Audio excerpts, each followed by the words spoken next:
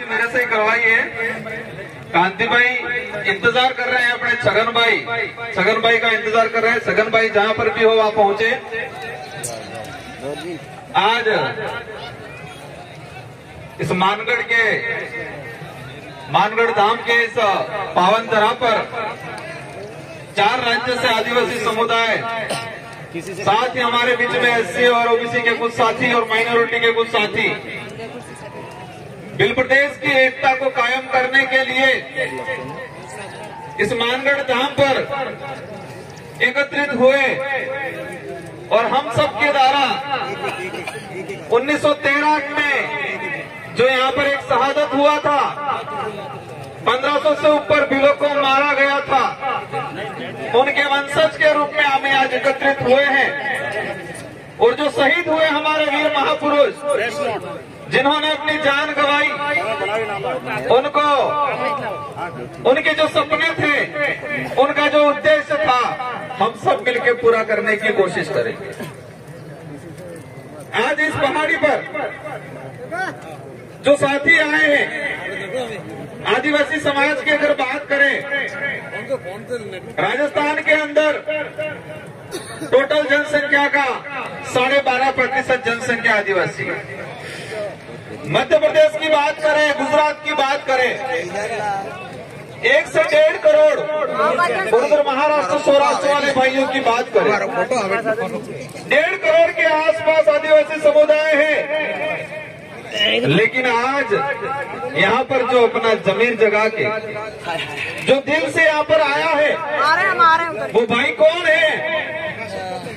हमारे इस कार्यक्रम में पहुंचे ऐसे भाई हैं जिनका घर का व्यवस्थित स्थिति नहीं है, जो कई साथी बेरोजगार हैं, उनके पास रुपया पैसा नहीं है, उनके पास गाड़ियां नहीं है, वो भाई समाज के लिए सबसे पहले आए हुए हैं यहाँ। जो भाई उनको कोई सुविधा नहीं है, उनके पास पैसा भी नहीं है, गाड़ियां भी नहीं है, लेकिन उनके अंदर आदिवासी समाज का खून है और उनके स्वाभिमान जो जगह है उस आधार पे यहाँ पर आए। कई साथी ऐसे हैं हमारे, समाज का सर्टिफिकेट लगा के बड़े नेता, बड़े अधिकारी बन गए। जिस सर्टिफिकेट के आधार पे वो अधिकारी बने, अपने आप को बड़ा सुपर समझते हैं और आदिवासी समाज के लिए अलग सोच रखते हैं हमारे समाज के भाई। तो ये जो लड़ाई है, ये लड़ाई जो है, हमारे पुरखे भी लड़ते आए थे, हम भी लड़ रहे हैं और आने वाली पीढ़ी को भी लड़ना पड़ेगा। तो लड़ाई वही लोग लड़ेंगे जिनका जमीर जिंदा है, जिसका जमीर जिंदा है, जिसके अंदर आदिवासी खून जागता है, वही लड़ाई लड़ेगा। इससे ये साबित होता है कि जो पैसे वाले, गाड़ियां वाले, वो लड़ाई नहीं लड़ेंगे। देश के इतिहास उठा के देख लो, कोई भी आंदोलन हुआ है, किसी भी आंदोलन में अमीरों ने आंदोलन किया और जीते, अमीरों का आंदोलन कभी सुना? कोई भी समाज हो वाले आदमी से मिल जाता है, जो धरातल से जुड़ा हुआ है, जो समाज की भावना रखता है, वही व्यक्ति आंदोलन करता है। तो मैं आप सबको खूब खूब दिल से धन्यवाद देना चाहूंगा। आपके अंदर समाज की जो भावना है, आपके अंदर जो समाज के प्रति जो जागृति आई है, आप चाहते हो आने वाली पीढ़ी सुरक्षित रहे, इसी अनुरूप आप आए और ये कारवां बढ़ता रहे। जाम लगा था, खुलवाया जाकर। आज इस अवसर पे देश के अंदर हमारे समाज के साथ क्या हो रहा है, इससे पहले मैं कुछ बात बताना चाहूंगा। जैसे भी चलवा करके हम कहते हैं हमको लड़ाई लड़नी है, दिया नहीं हो किसी ने, हमको लड़ाई लड़नी है, लेकिन लड़ाई किस लिए लड़नी है? लड़ाई किस लिए लड़नी है और लड़ाई किससे लड़नी है, ये दो बातें नहीं जानेंगे। हम कहते हैं लड़ाई लड़नी है, लेकिन लड़ाई किस लिए लड़नी है और किससे लड़नी है, ये दो बातें अगर जानकारी नहीं कर पाएंगे तो हम लड़ाई लड़ नहीं पाएंगे, सिर्फ बोल पाएंगे लड़ाई लड़नी है। लड़ाई हमारे हक अधिकारों की लड़ाई, हमारा आदिवासी समाज का इतिहास जो दबाया जा रहा है उसको उजागर करने की लड़ाई, हमारी संस्कृति की लड़ाई, हमारे संवैधानिक हक अधिकारों की लड़ाई है और हमारे स्वाभिमान की लड़ाई है। और लड़ना किसने है? जो लोग सत्ता में बैठ के हमारे हक अधिकार खत्म कर रहे हैं उनसे लड़ना है। तो क्या ये लड़ाई तलवार से लड़ोगे? क्या ये लड़ाई तीर धनुष से लड़ेंगे या पत्थर से लड़ेंगे? कैसे लड़ेंगे ये लड़ाई? ये लड़ाई तलवार या तीर धनुष या पत्थर से नहीं लड़ा जाएगा।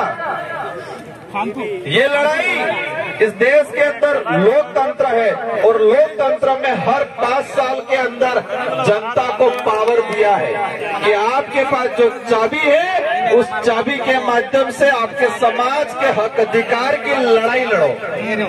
कैसे लड़ाई लड़नी है?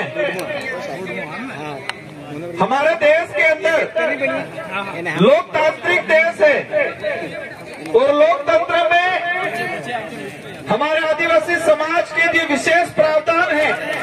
तो जो प्रावधान खत्म कर रहे हैं उस पे लड़ाई कैसे लड़नी है? 5 साल के अंदर जो बारी आती है और लोकतंत्र की जो चाबी है मत की, उस चाबी को ऐसा लगाओ कि उनके ताले जंग खा जाए, तो लड़ाई जीतेंगे।